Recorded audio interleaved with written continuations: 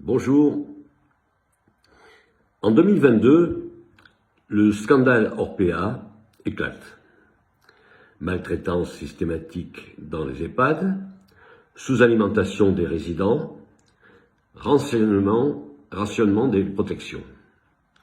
Le gouvernement, les médias, les familles sont sous le choc. Mais voici ce qui est encore plus troublant. Avant le scandale, Orpea avait d'excellentes notes ESG.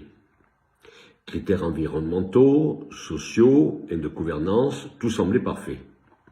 Les agences de notation donnaient des notes élevées, les investisseurs étaient rassurés. Et pourtant, la maltraitance était là, depuis des années. Comment est-ce possible? Parce que les critères ESG mesurent ce qui est visible, mais ils ne mesurent jamais l'invisible, le régime ontologique dans lequel fonctionne réellement un collectif. Ne vous prenez pas. Les critères ESG représentent un progrès considérable. Mais pour la première fois, on ne mesure plus seulement la rentabilité financière des entreprises. On mesure aussi leur impact environnemental, leur responsabilité sociale, leur gouvernance.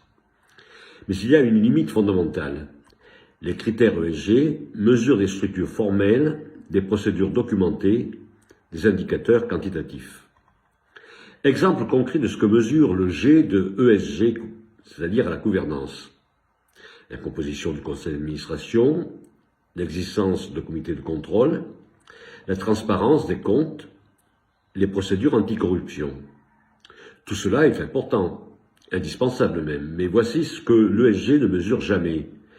Est-ce que les membres du collectif se vivent comme les causes de ce qui leur arrive? Est-ce que le pouvoir est réellement partagé ou concentré dans les mains de quelques-uns? Est-ce que le collectif fonctionne en immanence réelle, en transcendance claire ou en fausse immanence?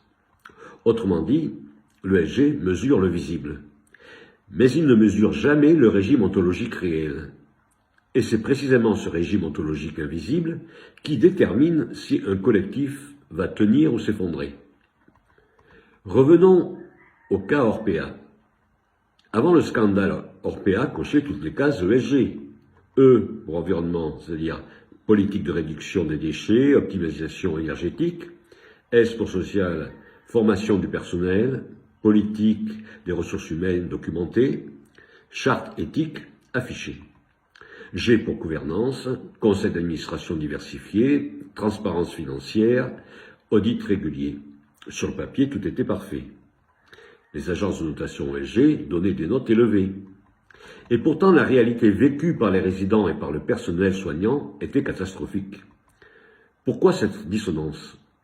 Parce que l'ESG mesure les structures formelles, pas le régime ontologique réel. Orpea avait les bonnes structures, les bonnes procédures, les bons documents. Mais le régime ontologique, dans lequel fonctionnait réellement l'organisation, était toxique. Un régime de fausse immanence, voire de transcendance pure, c'est les soignants sur le terrain ne se vivaient pas comme cause de décisions qui affectaient leur travail. Les résidents étaient réduits à des objets administrés, pas des sujets. Le discours officiel parlait de bienveillance et de professionnalisme, mais la réalité était faite de rationnement, de cadence intenable, de maltraitance institutionnelle. L'ESG n'avait rien vu, parce qu'il ne mesure pas le régime ontologique, il mesure les procédures. Et vous pouvez avoir d'excellentes procédures documentées tout en fonctionnant dans un régime ontologique qui produit de la souffrance, de l'épuisement et finalement de la maltraitance. C'est précisément ce manque que la socio-ontologie civique propose de combler. La SOC ne s'oppose pas à l'ESG, elle le complète. Là où l'ESG demande « les procédures sont-elles en place ?», la SOC demande « les membres se vivent-ils comme les causes de ce qui arrive dans leur vie collective ?» Concrètement, la SOC identifie 3 régimes ontologiques possibles pour un collectif. Régime 1, immanence réelle. Les membres se gouvernent réellement eux-mêmes, le pouvoir est partagé, le conatus collectif est fort. Exemple, une scope où les décisions stratégiques se prennent vraiment en assemblée générale, pas seulement sur le papier. Régime 2, transcendance, quelques-uns décident pour tous. Oligarchie claire, le conatus est concentré dans le bureau ou la direction. Ce n'est pas forcément toxique, tant que c'est assumé, mais c'est fragile. Régime 3, fausse immanence. Alors là, le discours démocratique, réalité oligarchique. C'est le plus toxique. On vous dit, vous décidez, mais en réalité, les décisions se prennent ailleurs. Épuisement garanti. La différence cruciale avec l'ESG ne distingue pas ces trois régimes. Une entreprise en fausse immanence peut obtenir d'excellentes notes ESG, parce que l'ESG mesure les structures formelles, pas le régime ontologique vécu. Pour mesurer le régime ontologique, la SOC utilise un outil spécifique, l'Indus Composite de Conatus Collectif, l'ICC. Le Conatus, chez Spinoza, c'est l'effort de toute chose pour persévérer dans son être. Pour un collectif, c'est sa capacité d'agir, son énergie mobilisable, sa puissance d'existence. L'ICC évalue cette puissance à travers 4 dimensions. Dimension 1, intensité. Quelle énergie est mobilisable dans le collectif? De 0, épuisement généralisé, à 100, dynamisme fort. Dimension 2, orientation. Le collectif agit-il par choix, de manière affirmative, ou par réaction, en mode survie? De 0, survie pure, à 100, projet choisi. Dimension 3, cohésion. Existe-t-il un nous opérant, ou observe-t-on une fragmentation, un chacun pour soi? De 0, chacun pour soi, à 100, solidarité forte. Dimension 4, temporalité. Le collectif pense-t-il à long terme ou en mode présentiste, au jour le jour? De 0, survie au jour le jour, à 100, vision de 5 à 10 ans. Le score ICC global est la moyenne de ces 4 dimensions, donc de 0 à 100. Interprétation, ICC supérieur à 60, immanence réelle probable, le collectif est sain. ICC entre 40 et 60, fausse immanence probable, collectif en tension. ICC inférieur à 40, transcendance probable, collectif oligarchique. Exemple concret, une SCOP peut avoir un taux de participation de 85%, mais un ICC de 35%. Cela signifie, les gens viennent, ils votent, mais ils ne se vivent pas comme cause. L'énergie est réactive, pas affirmative. La cohésion est faible, la vision est court-termiste.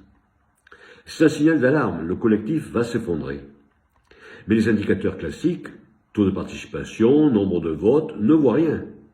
Alors, faut-il abandonner le ESG? Non, absolument pas. Les critères ESG mesurent quelque chose d'essentiel. Les structures formelles, les procédures, la transparence, l'impact environnemental et social visible. Mais il faut les compléter, ESG plus SOC, pour avoir une évaluation complète. G et ESG, gouvernance visible, structure formelle de gouvernance, composition des organes de direction, procédure de contrôle et de transparence. G avec SOC, gouvernance ontologique, régime ontologique, immanence réelle, transcendance ou fausse immanence. Indice du Conatus collectif ICC, rapport des membres aux causes de leur vie collective. L'un mesure le visible, l'autre mesure l'invisible. L'un regarde les structures, l'autre regarde le régime vécu.